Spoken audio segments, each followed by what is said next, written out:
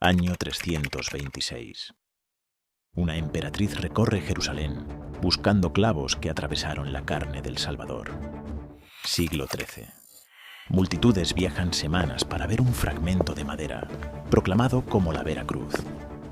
1944. Un dictador obsesionado ordena encontrar la lanza que mató a Cristo, creyendo que le dará poder absoluto. Reliquias, objetos silenciosos, cargados de historia, testigos mudos de fe y de engaño, fragmentos de hueso, trozos de madera, telas manchadas de sangre. Algunos los veneran como puentes al cielo, otros los llaman fraudes elaborados para comprar almas. Durante siglos han dividido imperios, han sido causa de guerras, peregrinaciones, saqueos. ¿Qué poder esconden estos fragmentos?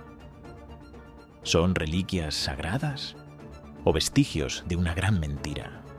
Hoy nos adentramos en un viaje a través del tiempo y la fe, para preguntarnos juntos, ¿hasta dónde llega el misterio y dónde comienza la verdad?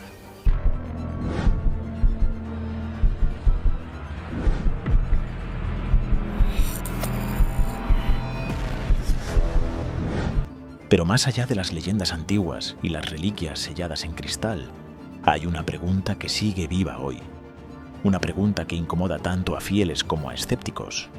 Porque no estamos hablando solo de polvo y huesos, hablamos de creencias, de esperanza, de negocios, de poder. Por eso, antes de viajar al pasado, miremos al presente, preguntémonos juntos. ¿Son las reliquias un puente de fe o un resto de superstición? Debate actual, fe o superstición. En pleno siglo XXI, las reliquias siguen dividiendo opiniones. Para millones de creyentes son rastros sagrados, fragmentos del cielo caídos a la tierra, una gota de sangre en un relicario, una astilla de la Vera Cruz en un altar dorado, una tela quemada por el paso del tiempo, pero marcada con la huella de un hombre crucificado. Son símbolos de la encarnación, de que lo divino se hizo materia. Tocarlas, para muchos, es tocar la fe misma, pero otros las miran con recelo. Las llaman reliquias de la superstición. Dicen que son artefactos medievales creados para controlar multitudes, para atraer peregrinos y llenar arcas, para dar legitimidad a reyes, papas y emperadores. Y esta tensión no es nueva. 1545, Concilio de Trento. La Iglesia Católica decide enfrentar la marea protestante, que denunció las reliquias como idolatría, como negocio blasfemo. El concilio no las abolió, las reguló, exigió autenticidad. Pero incluso hoy se venden supuestos fragmentos de la Vera Cruz en tiendas de antigüedades. Algunas diócesis han retirado reliquias por ser falsificaciones. La Iglesia ha endurecido normas, exige certificados, investigaciones. Aún así, la fe no siempre sigue el método científico. ¿Cómo puedes probar que un clavo atravesó la carne de Cristo? ¿Cómo autenticar un hueso de apóstol hallado en catacumbas anónimas? Para muchos el problema no está en las pruebas, está en el corazón humano.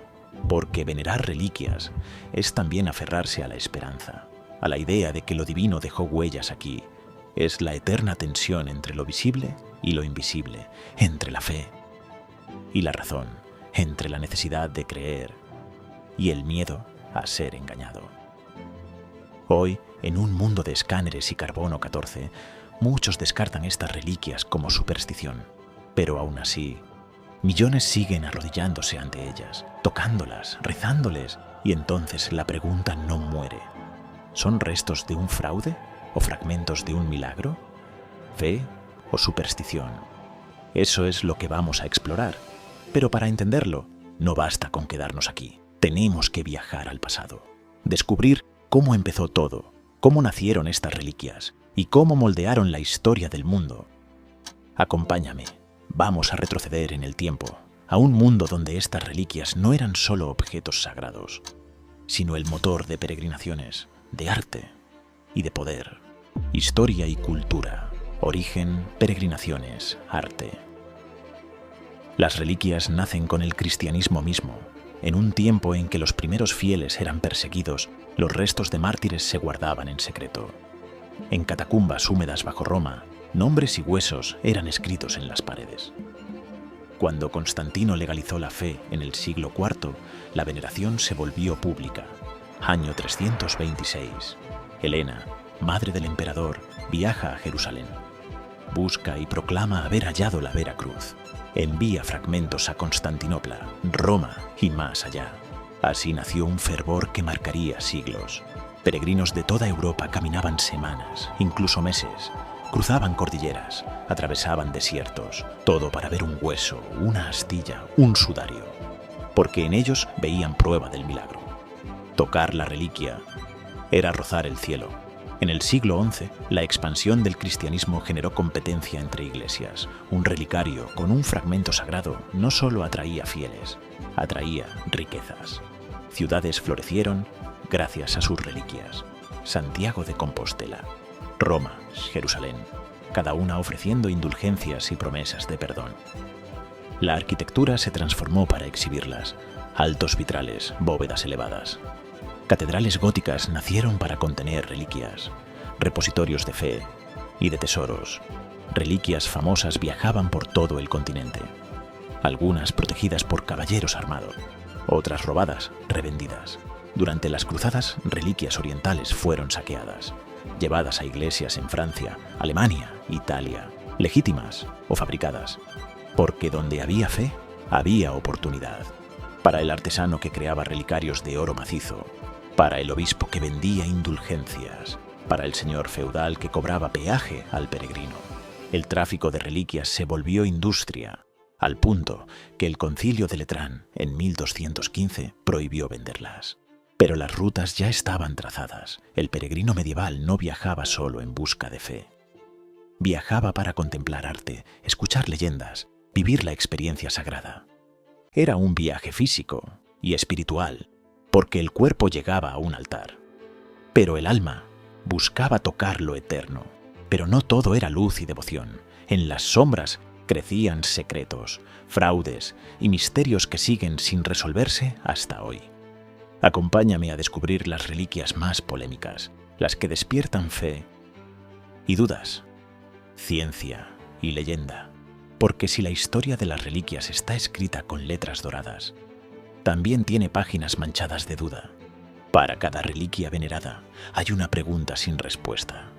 Para cada creyente que se arrodilla, hay un escéptico que exige pruebas, misterio y enigma.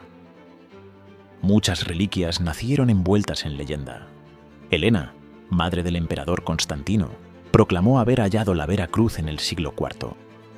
Pero incluso en su tiempo, algunos se preguntaban: ¿cómo probar que esa madera perteneció al Gólgota?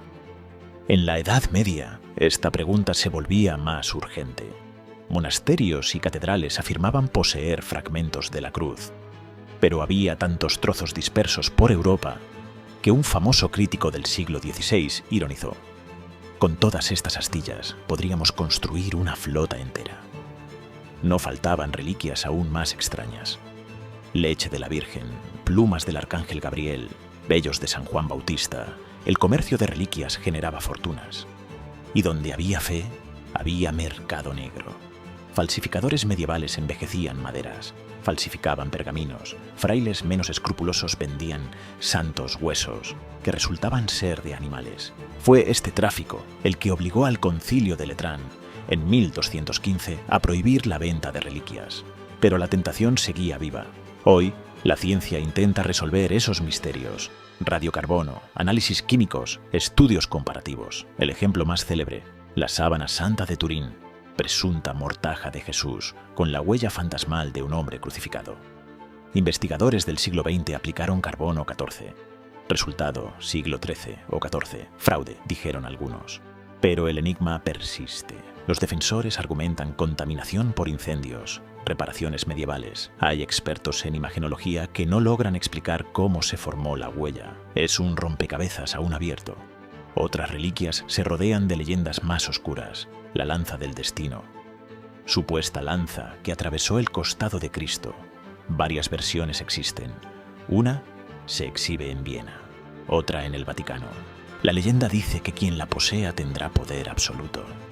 Hitler la codició, ordenó su estudio. Cuando cayó Viena en 1945, las SS intentaron evacuarla. ¿Simple superstición o miedo atávico al poder sagrado? El Santo Grial, copa de la Última Cena, ha encendido la imaginación durante siglos. Cruzadas enteras se justificaron por hallarlo. Hoy, decenas de iglesias en Europa reclaman tenerla, cada una con su versión de la leyenda.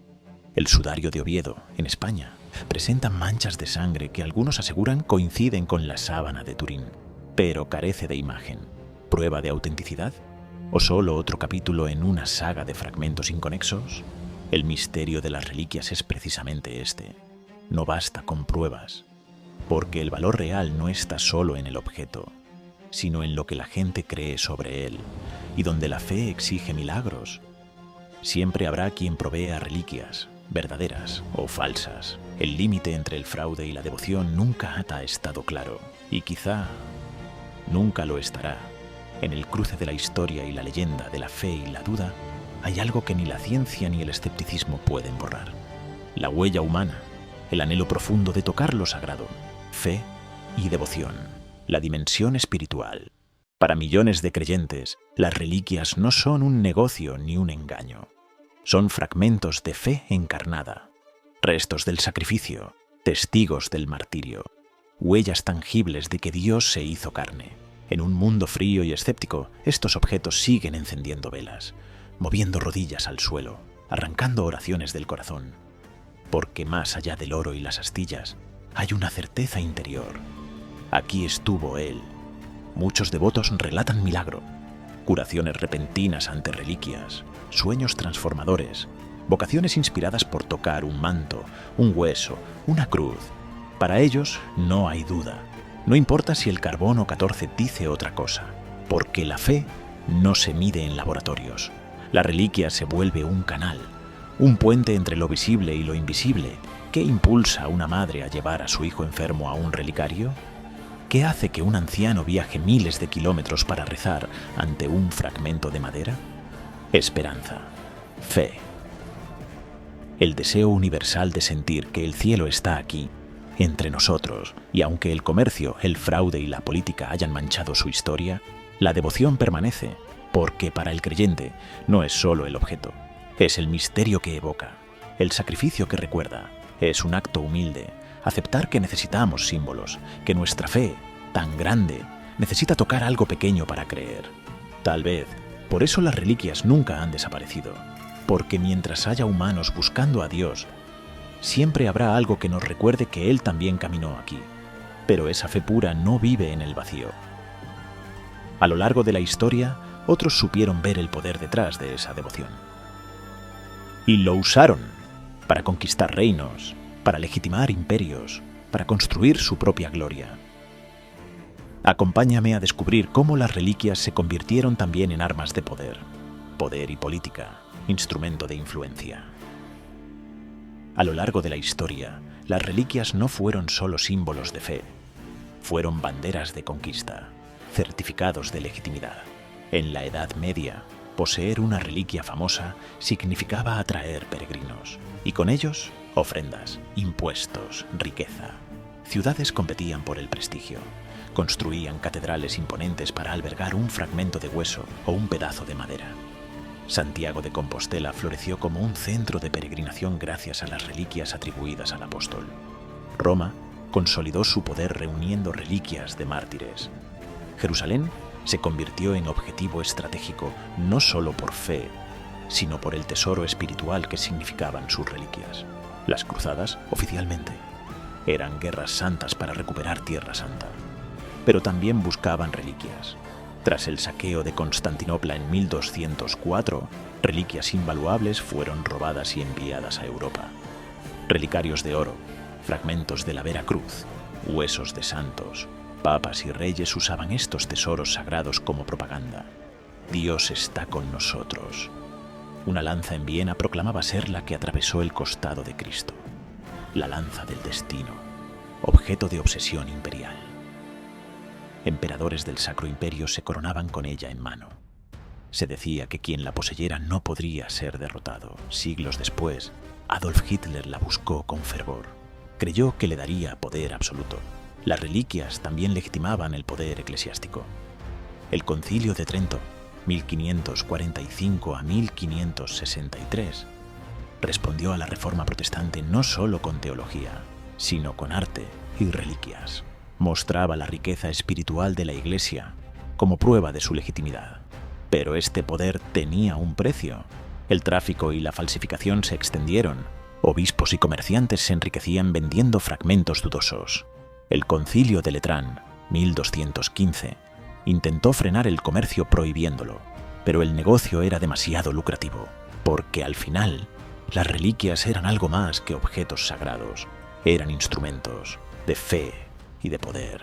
Un poder capaz de unir pueblos, inspirar cruzadas, oprimir herejías. Un poder que moldeó reinos y definió la historia de la cristiandad. ¿Era esto fe verdadera o un sofisticado juego de poder? ¿Sagrada devoción o manipulación? Son preguntas que resuenan incluso hoy. Pero más allá del poder y la política, hay otro legado que dejaron estas reliquias. Un legado de caminos trazados a través de continentes. Rutas que durante siglos guiaron a millones de almas en busca de perdón, esperanza y el contacto con lo divino. Acompáñame a recorrer la ruta de los peregrinos, ruta de peregrinos, mapa y turismo religioso. Imagina un mapa de Europa cubierto de líneas, caminos marcados por el polvo de los pies descalzos, senderos abiertos por generaciones de peregrinos, todos en busca de algo sagrado, porque las reliquias no se quedaron estáticas en relicarios de oro, se convirtieron en destinos, centros espirituales que daban sentido a viajes épicos.